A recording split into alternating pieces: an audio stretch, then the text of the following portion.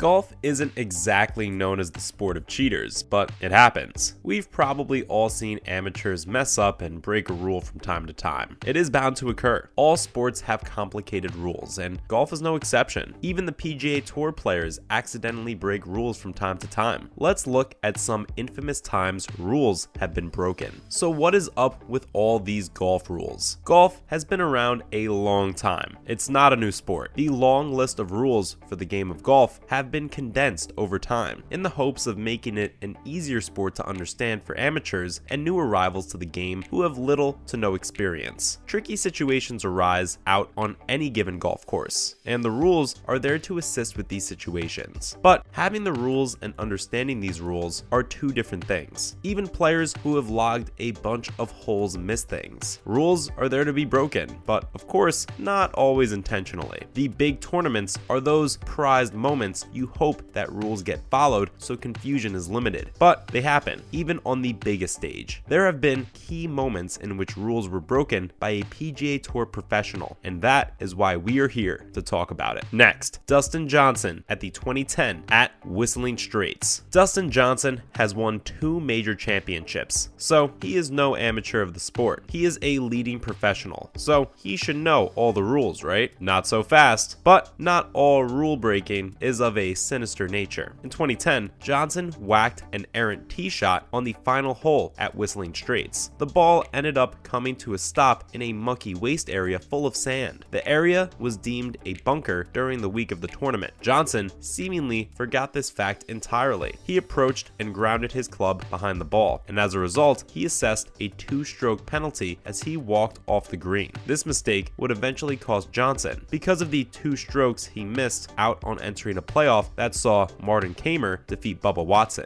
It could have been him. Later, it was basically written off as a brain fart. They happen, but we can all assume Johnson wishes he had that moment back. But he is still golfing and living his best life, so he's no worse for the wear. This next one happened a bit more recently, in 2020, as a matter of fact. Jon Rahm, 2020 Memorial. This one was caught on camera, a slow-mo camera, in what is considered the equivalent of a Premier League VAR check. Rahm was left with what you might call a delicate flop shot. It was set up deep greenside, rough to the left of the green at par 3, 16th hole. It should be known that to his credit, he holed it up to wrap up the tournament. But we are here for the problems, right? Here's what happened with the camera. It caught Rahm's ball oscillating ever so slightly, which unfortunately resulted in a 2-stroke penalty for a bogey 4 instead of a birdie 2. Rahm from Spain wasn't told anything until after the round, which may have been an advantage. He didn't know he messed up, made a goof, whatever you want to call it. If he had, it could have gotten into his head and caused more mistakes, worse ones. But Rahm, none the wiser, hung on to win and launched him to the top of the world rankings at the time for the first time in his career. Sometimes it pays to not know of the oopsies as they happen. Stay cool and calm and keep going. Learn what happened later. It's not like you can change the outcome after the fact, right? Remember 2013? Yeah, me neither. But our next rule breaker did it that year, and this rule breaker got in just a little bit more trouble for his behavior than our other mistakes. Now, Jeff Overton at the Crown Plaza Colonial. Jeff Overton was disqualified from the Crown Plaza Colonial Invitational on the Saturday of play. Yikes. Disqualified in a golf tournament? You must have really messed up, pal. So, what did he do? Apparently, he used an alignment device as he made the turn in the 3rd round of play. According to PGA Tour officials, Overton was disqualified for violating Rule 14.3 while he waited to tee off at hole 10. One might think that a practice pro, a PGA Tour professional golfer, would have realized doing that was against the rules of the sport, but Jeff Overton didn't. That is what eventually DQ'd him from the event. The good news in defense of Overton is that several other golfers on the tour have broken this rule as well in the past. Lesson learned, maybe? One thing is for sure. If you're a PGA Tour pro, leave those training aids out of sight of officials during a competition, or just don't bring them at all. Talk about the rough. Our next rule breaker is a name you may have heard of before. Maybe, possibly, Tiger Woods. Ring a bell? In that same year as the Jeff Overton mishap, 2013, Tiger Woods broke the rules at the Masters, the biggest golf tournament there is. Let's see what happened. Up next, Tiger Woods at the 2013 Masters. This is probably one of the most memorable moments of rule breaking of this century. Tiger Woods is a big name, so Anything he does is under extra scrutiny from fans of golf and analysts alike. Everything he does is under a microscope. It all started at the par 5 15th hole at the Augusta National against the pin. Unfortunately, his ball rolled back into the water just short of the green. Woods knows how it goes, so he took his drop. Fun fact, back then it was shoulder height, but now it is knee height. This all happened under a one-stroke penalty. But then, after the round, it was deemed that Woods, the former #1 world-ranked golfer, had taken his drop from a different position than where he had originally played his third shot. Tisk tisk, Mr. Woods. Tiger eventually undid himself during the press conference after the event when he came clean and admitted that he purposefully dropped his ball a couple of paces further back from where he had dropped it the first time in order to avoid doing the same thing again, hitting the pin on the 5th shot. Woods went on to sign for a 6 when it would have been an 8. Wrong score be damned. Tiger still avoided the disqualification due to the fact that the tournament committee did not speak to him about the incident before he had signed his card. All this shenanigans resulted in the incident going down as a committee error. Tiger Woods was handed a 2-stroke penalty as opposed to being DQ'd from the event. In the end, Tiger finished in 4th place tie and was 4 strokes out of the playoff, which saw Adam Scott go on to defeat Angel Cabrera for his maiden major title. Could have been worse for Tiger, all in all. A 2-stroke penalty doesn't sound nearly as ugly as a DQ. The next rule flub is arguably the most controversial golf rule incident of all time. Yikes, sounds serious. The year was 2019, so as you can imagine, social media lost its mind. That sounds about right. Let's take a look. And now, Patrick Reed at the 2019 Hero World Challenge. This is the most, if not one of the most, controversial golf rule incidents ever. There's talk out there that even people who don't follow golf have heard about this. Perhaps that is due to the reach of social media and its influence on public outrage. Basically what happened was Reed was deemed to have moved some sand away in the waist area on not one, but 2 occasions to give himself a better lie. Of course, Reed denied this. That is to be expected. But that didn't stop Reed's lie from looking quite different from the lie he had before he was seen wagging his club around behind his ball. That is breaking the rules. Don't touch. After the round, tour officials spoke with Patrick Reed about the incident, which earned him a 2-stroke penalty. Social media wasted no time calling him a cheater. The internet can be a cruel place. This is really the main reason this incident is such a huge one as far as the rules. It struck at a time of ultimate social media usage. Everyone had an opinion, and it was on camera. Hard to argue with what we see with our own eyes. Reed had spent most of the day out in front, but things got sticky when the NBC golf broadcast revisited his bogey on the 11th hole. It was as clear as day to anyone with eyes that he committed a rules violation in the waist bunker. At first, you could barely see Reed's ball, but then after 2 practice swings, the lie of the ball suddenly became a whole lot clearer. Social media came at it like a storm.